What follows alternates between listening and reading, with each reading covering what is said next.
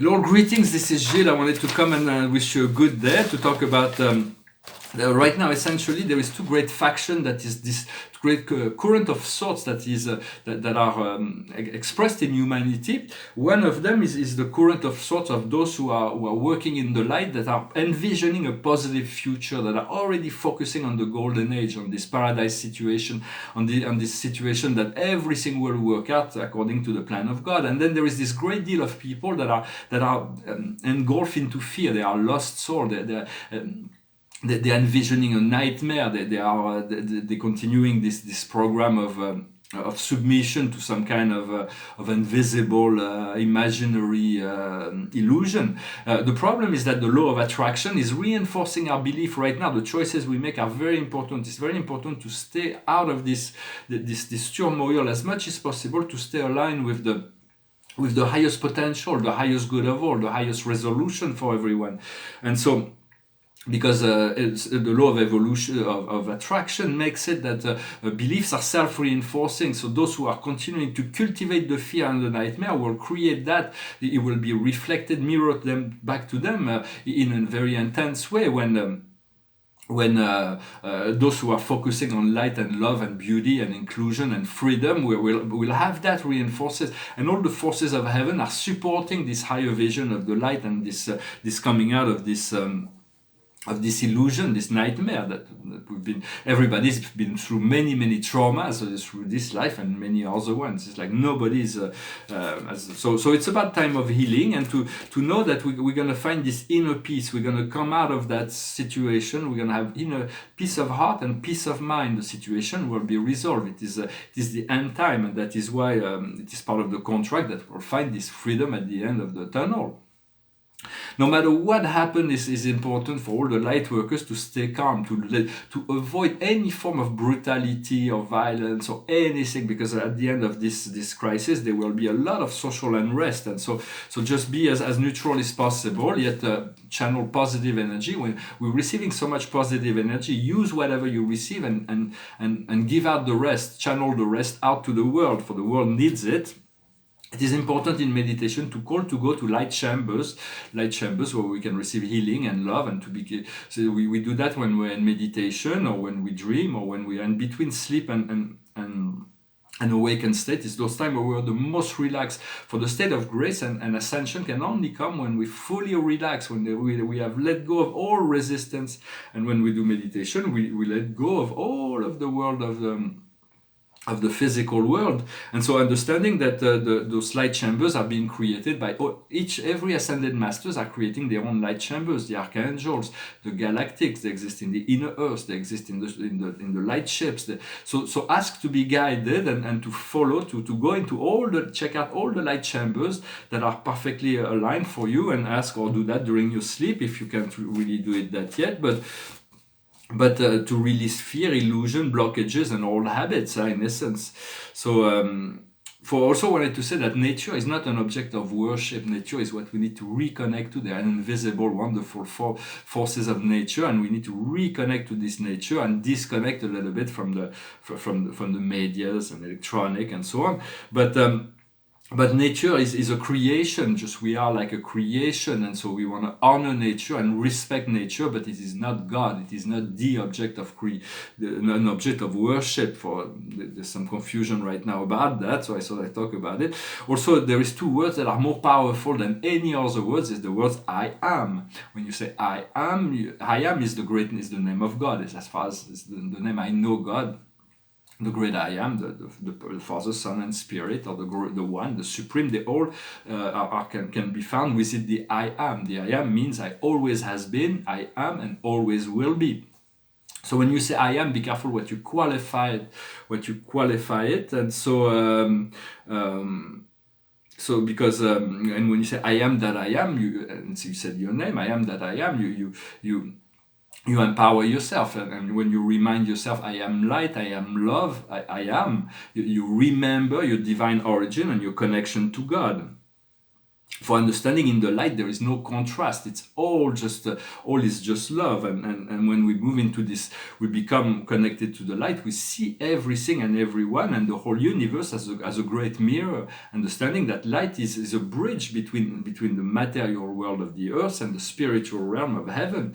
Light is intelligent. Light is teaching us. Light is information.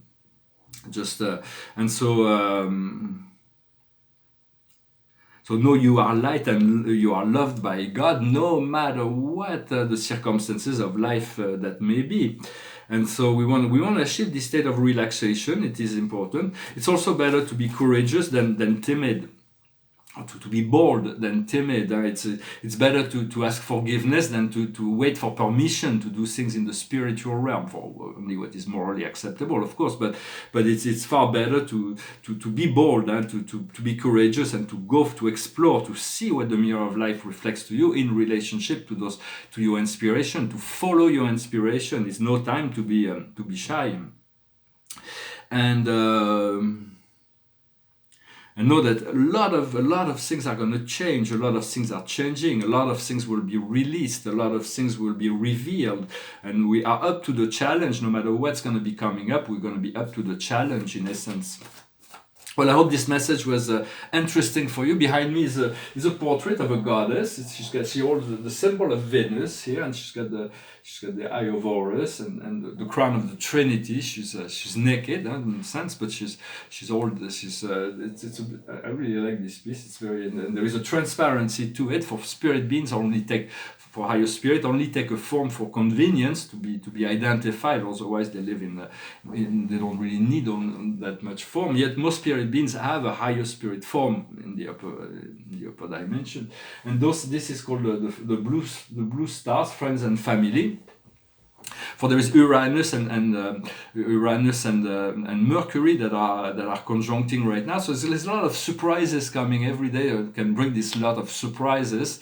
So we have to expect good surprises always. And then in those coming times, there's going to be a lot of planets that are going to go retrograde. So we're going to be able to reflect upon, to have a reflection, to reflect upon all those things, to put things in perspective. Did I already pull out some cards? I don't think so, since I'm doing it in the French reading as well. So I'm going to pull out some cards, if I did it already. So the highest wisdom is a figure of authority. We're becoming to understand you are an authority. You are the authority on yourself. Nobody else but you. You have to question everything. Everything has to be put in question in order to find your relationship to it. What needs to be understood is Egypt, is the power of the Akash, the memory. The memory, you are a universe, you are the universe, you are connected to the soul and spirit of God, and this is the memory that needs to emerge. But Egypt, those pyramids of Egypt are not just tombs, they are temples of initiation, power centers. We'll come to discover and connect you can already connect psychically to the pyramids around the world. What we need to do is wisdom. For wisdom to follow as much as possible, to allow the wisdom to appear in your mind, and then to follow whatever guidance comes from within. And the outcome is Atlantis, the re-emergence of all kinds of old memory of empowerment. Atlantis was essentially a matriarchal society that functioned really well. For now, we no longer want a patriarchal society, we know that, but we don't. So we want to shift towards a more loving, nurturing society, but we want to bring this into balance. So eventually we'll have a balanced society.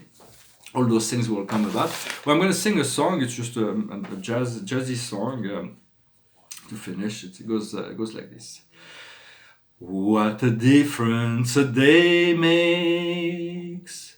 24 little hours brought the sun and the flowers where there used to be rain. My yesterday was blue, dear. Today I'm part of you, dear. My lonely nights are through, dear, since you said you were mine. Lord, what the difference a day make. There's a rainbow before me. Skies above can't be stormy.